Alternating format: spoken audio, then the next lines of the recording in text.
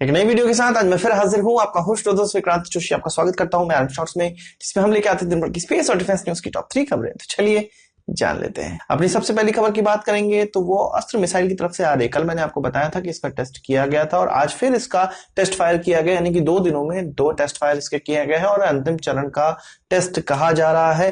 पर इस टेस्ट की खास बात यह रही है कि इसमें 90 किलोमीटर की मारक क्षमता प्राप्त की गई है, जो कि अस्त्र मिसाइल की मैक्सिमम मारक क्षमता है। यानी कि इस ट्रायल का जो औचित्य था वो इसकी मैक्सिमम मारक क्षमता प्राप्त करना था। आपको पता है कि यह मिसाइल डीआरडीओ द्वारा डेवलप की गई है और हमारी इंडिजिनस मिसाइल है, जो कि beyond visual range air to air missile कही जाती है और भारत डायनेमिक्स लिमिटेड के द्वारा इसका मास प्रोडक्शन करना है। ऑलरेडी इंडियन एयरफोर्स ने इसके 50 क्वांटिटी का ऑर्डर दिया हुआ था और अब जाके जब इसका लास्ट अंतिम यूजर ट्रायल भी कंप्लीट कर लिया जाएगा तब इसके 100 क्वांटिटी का कहा जा रहा है कि ऑर्डर दिया जाएगा। तो हम जल्द से जल्द इसके इंडक्शन होने का इंतजार करते हैं, जो कि हो सकता है 2020 के अंत में या 2021 की शुरुआत में होगा। अगली खबर हमारी एचएएल की तरफ से आ रही है। आपको पता है कि भारतीय एयरफोर्स में प्लाटस बेसिक ट्रेनर एयरक्राफ्ट का इस्तेमाल किया जाता था इससे पहले, और STT-40 भी इंडियन एयरफोर्स खरीदना चाहती है, जो कि हमारा इंडिजिनस बेसिक ट्रेनर एयरक्राफ्ट है जिसको एचएएल बना रही है और अभी इसको डेवलप ही किया जा रहा है। इसके अंतिम दौर का ट्रायल चल रहा है, आपको पता है,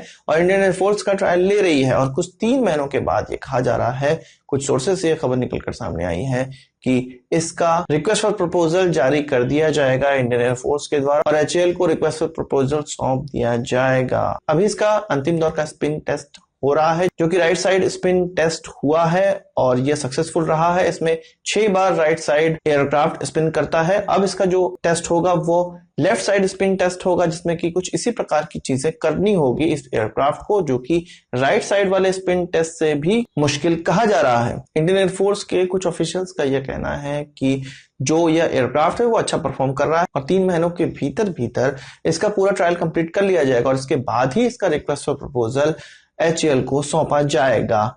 इंडियन एयरफोर्स का यह भी कहना है कि यह एयरक्राफ्ट 1 या 2 की क्वांटिटी में उनको नहीं चाहिए, उनको एक पूरी की पूरी फ्लीट चाहिए 20 एयरक्राफ्ट की, तभी जाके इसका इस्तेमाल बेसिक ट्रेनर की तरह इंडियन एयरफोर्स के पायलटों को सिखाने में किया जा सकता है। तो उनका यह अनुमान है कि यदि इस एयरक्राफ्ट का प्रोडक्शन या इसका जो कॉन्ट्रैक्ट है वो एचएएल को 2021 में दे दिया जाएगा तो 3 से 4 सालों का समय लगेगा एचएएल को पूरे ये 20 एयरक्राफ्ट का फ्लीट इंडियन एयरफोर्स को सौंपने में। अब बात करेंगे भारत और रशिया के बीच में एक एक्सरसाइज होती है, जो कि अब 11वें चरण में पहुंच चुकी है। 2019 में दिसंबर में इसका 11वां चरण पूरा किया जाएगा, जिसको इंदिरा एक्सरसाइज कहा जाता है। इसमें भारतीय army, air force, navy Russian army, air force, navy के साथ एक्सरसाइज करती है। पिछले साल जो ये ट्रेनिंग हुई थी इसमें 500 रशियन ट्रूप्स ने भाग लिया था, पर इस बार उनके 300 रशियन ट्रूप्स भाग लेंगे। और अब रशिया ने इस एक्सरसाइज में कौन कौन से उनके एयरक्राफ्ट हैं भाग लेने वाले, उनकी घोषणा कर दी है। उनका कहना है कि 15 उनके फाइटर एयरक्राफ्ट भाग लेंगे, जो कि लेटेस्ट फाइटर एयरक्राफ्ट होने वाले हैं और ये कयास लगाया जा रहा है कि Su-57 भी इसमें भाग ले सकता है। अगर वो इसमें भाग लेता है तो इसको एक अच्छा संकेत माना जा सकता है भारत और रशिया के बीच के कॉपरेशन को लेकर। इसके अलावा 20 उनके ट्रांसपोर्ट एयरक्राफ्ट भाग लेने वाले हैं और 5 उनके आर्मी एविएशन कॉर्प के हेलीकॉप्टर भाग लेने वाले हैं, यानी कि कुल मिला के उनके 40 हेलीकॉप्टर्स और एयरक्राफ्ट भाग लेने वाले हैं। इसके अलावा उनके टैंकर शिप और वॉरशिप्स भी भाग लेने वाली है इस एक्सरसाइज में। जो उनके एयरक्राफ्ट होंगे या उनकी जो एयरफोर्स होगी वो नेवी और आर्मी की ग्राउंड ट्रूप्स को एरियल सपोर्ट प्रदान करने के लिए होगी। अगली खबर भारत और पाकिस्तान रिश्तों को लेकर आ रही है। एक प्रेस वार्ता में एस जयशंकर, जो कि हमारे एक्सटर्नल मिनिस्टर हैं और उससे पहले एक वरिष्ठ अधिकारी भी रह चुके हैं, उनके द्वारा एक वक्तव्य दिया गया है। उसमें यह कहा गया है कि कश्मीर भारत का इंटीग्रल पार्ट है और एक दिन जरूर ऐसा आएगा जब हमारा उस पर फिजिकल कंट्रोल भी हो जाएगा। और इस वक्तव्य को सुनते ही पाकिस्तान का बिलबिलाना शुरू हो गया है।